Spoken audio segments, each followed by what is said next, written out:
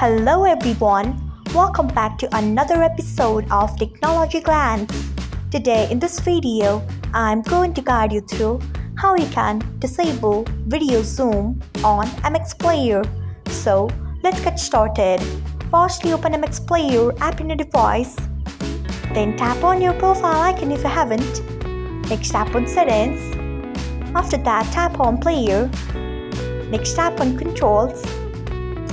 After that, you can see the option of video zoom. Untick it by tapping on it. Next tap on OK.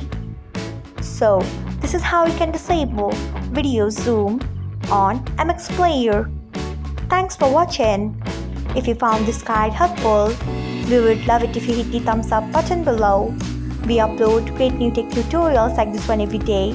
So, do not forget to subscribe to our channel and hit the bell icon so that you will never miss another update.